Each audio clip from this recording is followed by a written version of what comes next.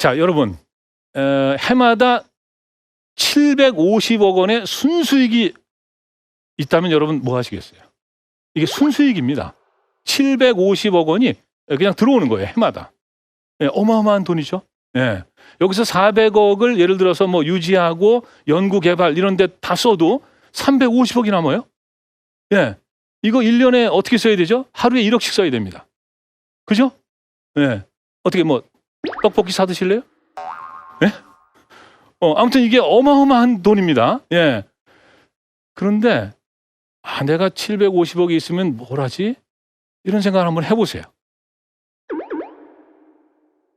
지금으로부터 약 한 100여 년 전에 1906년에 태어난 분인데 이분이 23살에 바로 이만한 재산을 상속을 받습니다. 누구냐면요. 바로 간송 전영필이라는 분이에요. 그러니까 저분은 요즘 말로 하면요. 이 금수저입니다. 예, 금수저도 이게 보통 금수저가 아니고 이 다이아몬드가 한 10개 이상 박힌 어마어마한 그 금수저죠. 그러니까 이제 저분이 그 23살에 한 800만 평 되는 그 논, 뭐 땅 이런 거를 이제 상속을 받았는데 농사를 짓죠. 한 2만 석 정도가 이제 소출이 생기는 겁니다. 거기에서 이제 뭐 이렇게 여러 가지 비용이라든가 뭐 인건비라든가 여러 가지를 다 제하고 순수하게 들어오는 돈이 이제 15만 원이에요. 15만 원. 근데 그 당시에 이제 기와집, 서울에 있는 기와집 한 채가 1,000원 정도 했다고 합니다. 그러니까 해마다 기와집이 150채가 생기는 거예요. 그럼 이걸 요즘 여러분 쉽게 요즘 아파트로 한번 바꿔봐요. 그러면 예를 들어서 5억짜리 아파트다. 그러면 그게 150채면은 750억이 되는 겁니다. 이분 750억 갖고 뭐 하셨을까요? 저도 일제 때를 안 살아봤습니다만은 일제 때는 우리가 그 식민지 백성이었습니다. 일본한테 많은 걸 뺏겼죠. 예. 그래서 그 당시에 뭐 쌀이라든가 뭐 끌려가서 노동하고 뭐 이런 것뿐만 아니라 바로 이제 우리 귀중한 문화재 이런 것도 해외로 특히 이제 일본으로 많이 그 유출이 되고 있었습니다.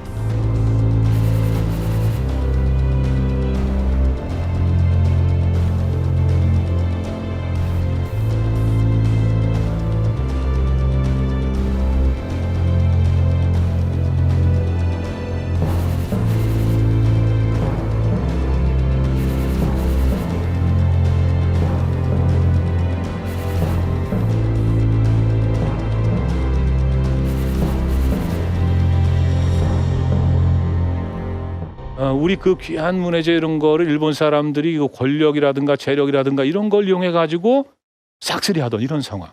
그때 이 전영필 선생은 생각한 겁니다. 내가 부모님에게 물려받은 이 소중한 이 유산으로 우리의 그 문화재, 우리의 보물을 지켜야겠다. 그래서 이제 사들이기 시작하는 겁니다. 옛날 그림, 옛날 책. 그러니까 이제 장안에 소문이 나는 거죠. 뭐 좀 이상한 청년이 있다. 그런 걸 산다. 그러니까 또 사람들이 그걸 갖고 오는 겁니다. 그런 식으로 이제 계속해서 조선의 그 아주 그 귀한 보물들을 수집을 하는 거죠. 제가 이제 이분이 수집한 거 가운데 뭐 한두 가지만, 몇 가지만 좀 소개를 해드리겠습니다. 자, 이게 국보 제68호, 바로 이제 고려청자입니다. 대한민국의 문화유산 가운데 늘 우리가 이제 자랑스러워하는 거죠. 이거 보면요, 이름이 이제 이게 고려청자 상감 운항문 내병 뭐 이렇게 돼 있는데 이게 뭐냐 하면은 이제 청자고요. 그리고 상감이라는 거는 이제 그림을 그리는 겁니다. 어떤 걸 그렸냐? 운학. 그래서 구름과 학을 그린 거예요. 그리고 매병이라는 건 이제 꽃병 뭐 이런 의미를 갖고 있는 건데 보시면은 이 구름 사이를 아주 이 학들이 신비스럽게 날아가고 있습니다. 몇 마리인지 아시겠어요? 알 수 없죠? 66마리라고 합니다.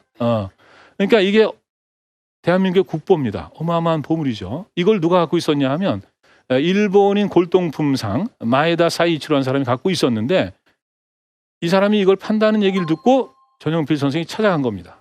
가가지고 내가 사러 왔습니다. 근데 마에다가 딱 보니까 굉장히 낯선 그 청년이 온 거예요. 그 바닥에서 이름을 아직 못 들어봤어요. 그런데다가 심지어는 그 조선인이야. 근데 이걸 산대. 이 어마어마한 거를. 그러니까 조금 뭐라 그럴까요? 좀 깔보면서 뭐 사거나 말거나 그러면서 이제 2만 원을 부른 겁니다. 2만 원. 2만 원이 100억이에요. 100억입니다. 그런데 전영필 선생이 그 자리에서 가방을 열고 2만 원을 꺼내서 바로 지불을 한 겁니다.